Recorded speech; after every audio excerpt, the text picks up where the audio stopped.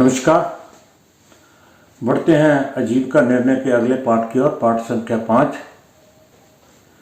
पिछले पाठ में हमने देखा कि लगन और चंद्रमा पहले श्लोक के अनुसार इन दोनों में से कौन बलवान है उसके आधारित हम कैसे देखेंगे। और इस पाठ में दूसरे श्लोक में कहा गया है लगन, चंद्र और सूर्य, इन तीनों में से कौन बलवान है। जो भी बलवान है उसके आधार पर हम दशमेश लेंगे, दशम भाव लेंगे, उसमें स्थित ग्रहों के अनुसार हम आजीविका का निर्णय लेंगे। और फिर बात आती है, अगर वहां कोई ग्रह स्थित ही ना हो तो कैसे होगा, कैसे निर्धारित करेंगे। क्योंकि बहुत से ज्योतिषाचार्य, में पिछली वीडियो में भी कहा था कि ये मानते नहीं हैं कि लगन, चंद्रमा, सूर्य तीनों को देखें। वो कहते हैं कि दशम का अधिपति जो है, उसका स्वामी जो है, उसका अधिकार दशम स्थान पे है, उसके आधार पर ही काम होना चाहिए। तो उसके आधार पर उसको कंसीडर कैसे करेंगे। मैं भी यही बात कर रहा हूं कि बाई चांस अगर तीनों में से कोई भी देखते हैं कि वहां कोई ग्रह स्थित ही नहीं, तो फिर हम दशमेश को ही लेंगे, फिर दशमेश को लेंगे। उसको हम कंसीडर कैसे करेंगे, हम सभी एग्जाम्पलें एक बार साथ साथ पे लेंगे। कर्म स्थान, ये तो हमने देखा कि अगर लगन की बजाय हम लग्नेश कहते हैं। लग्नेश, चंद्र और सूर्य, ये तीनों में से बलवान कौन है, पहले तो ये देखना होगा, है ना। ये कहां से देखेंगे, षट बल में से देखें, षट बल में से। तो कई बार क्या होता है, लग्नेश या लगन बलवान है, लग्नेश बलवान है, कई बार चंद्रमा बलवान होता है और कई बार सूर्य। तो मान लिया लगन, पिछले पार्ट में भी कहते हैं लगन बलवान है, मान लिया लगन बलवान है, तो हमने क्या देखा था D1 चार्ट में, दशम में कौन सा ग्रह स्थित था, सातवीं राशि थी, शुक्र था, और शुक्र ही स्थित था। तो हमने उसके अकॉर्डिंग उसको आजीविका निर्णय करना था। मान लेते वे लगन कमजोर है, चंद्रमा बलवान है, तो चंद्रमा से क्या देखा था, चंद्रमा यहां पे है, 1 2 3 4 5 6 7 8 9 10, ये आई थी कुंभ राशि, शनि था इसका स्वामी, और इसमें स्थित कौन सा, मंगल और गुरु। इसकी बात भी हमने पिछले पार्ट में किया। अब देखते हैं अगर सूर्य है, सूर्य कहां से था, यहां से 10 काउंट करेंगे, 1 2 3 4 5 6 7 8 9 10। तो कौन सी राशि आई, सिंह राशि आई। कौन स्वामी है, सूर्य खुद ही है, सूर्य खुद ही है, और इसमें कोई कर्मस्थ नहीं है, यानी सूर्य से जो कर्म स्थान है उसमें कोई भी ग्रह स्थित नहीं है, सूर्य खुद ही है। नहीं। तो अब इन दो की तो हमने चर्चा की।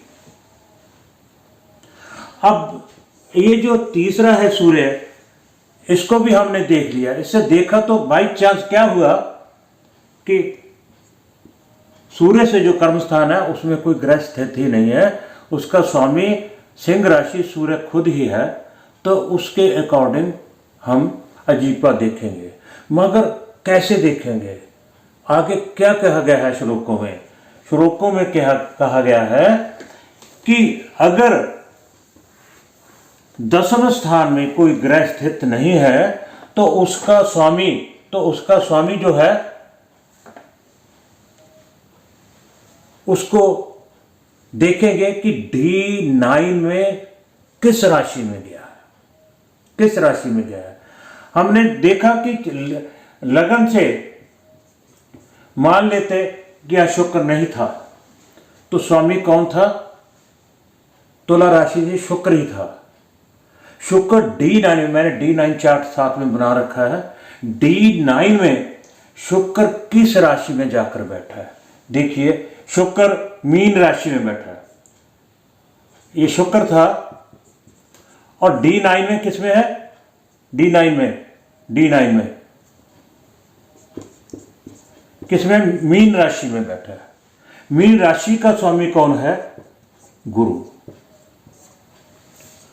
तो अगर हम ऐसे निर्णय करते, बाई चांस वह ना होता, लगन बलवान होता, तो हम क्या कहते कि ये जातक गुरु के आधार पर अपनी आजीविका का निर्णय करेगा, उसी के आधार पर ये काम करेगा, नौकरी करेगा, चाहे फाइनेंस का करे, चाहे बैंक में करे, जो भी है, गुरु के आधार अकॉर्डिंग ही काम करेगा। अब मान लिया कि चंद्र बलवान था, चंद्र के हिसाब से वहां कौन अधिपति था? शनि। 1 2 3 4 5 6 7 8 9 10 कुंभ राशि है। मान लिया मंगल और गुरु हैं, उनमें से बलवान देखा, पिछली वीडियो हम कर चुके हैं, वहां कोई ग्रह नहीं है, कुंभ राशि में कोई ग्रह नहीं है, तो स्वामी कौन था? शनि। अब हम देखेंगे D9 में शनि किस राशि में गया। D9 में देखेंगे तो शनि भी कहां गया? धनु राशि में। धनु राशि किसकी है? गुरु की। तो देखिए गुरु ही, यहां पे भी गुरु ही आया। अब तीसरी भी देख लेते हैं, क्यों नहीं? सूर्य के आधार पर दशम का स्वामी कौन है? सिंह राशि है, सूर्य खुद ही है। और सूर्य D9 राशि में कहां गया? ये भी देखिए मीन राशि में गया, और ये भी गुरु हुए। ये तो इत्तेफाक से तीनों ही गुरु राशि में गए।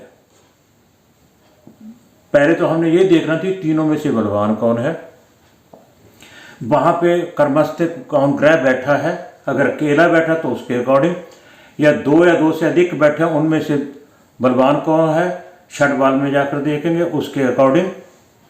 अब अगर कोई नहीं है ग्रह, तो उसका स्वामी D9 चार्ट में किस राशि में गया? जिस राशि में गया उस राशि के अकॉर्डिंग ही वो कार्य करेगा। यहां हमने एक एक करके तीनों को लिया, माना कि लगन स्वामी का स्वामी बलवान है, तो वो भी गुरु में आया। माना कि लग्नेश कमजोर है, चंद्र है, तो वो भी गुरु में आया। सूर्य को देखा, सूर्य भी गुरु पे आया। कई बार क्या होता है, हम अपने प्रश्नों का उत्तर दे देते हैं, मगर फल नहीं मिलता। जातकों को जो हम उनसे आंसर देते हैं उनको फल नहीं मिलता है नहीं। तो हमें हमारे दिमाग में ये जरूर जाना चाहिए कि जब हम जन्म पत्रिका देखते हैं, लगन से तो देखते ही देखते हैं, आप चंद्र लगन से भी जरूर देखिए। अगर लगन पीड़ित है तो चंद्रमा से भी वो स्थान पीड़ित होगा, फिर आपको रिजल्ट सही मिलेगा। अगर लगन और चंद्रमा दोनों में से जो भी बलवान है, आपने देखा कि लगन से तो फल नहीं मिल रहा, तो आप चंद्र लगन से भी जरूर देखिए। पहली बार ही उसको आंसर देने से पहले ही आपको चेक कर लेना चाहिए था कि लगन के साथ साथ मैं चंद्र लगन भी देखूं, जो ये प्रश्न कर रहा है उसके अकॉर्डिंग जो पीड़ा बता रहा है तो किसके अनुसार आती है, उसमें से कौन बलवान है। सो मेरे कहने का तात्पर्य सिर्फ इतना ही है कि जब आप पत्रिका देखें तो तीनों ना सही, कम से कम लगन और चंद्र लगन से पत्रिका को जरूर चेक करें, हेल्थ का भी, सूर्य का, आत्मा का भी और मान का भी, चंद्र का भी। चंद्र लगन से भी और लगन से भी दोनों तरफ से देखना चाहिए।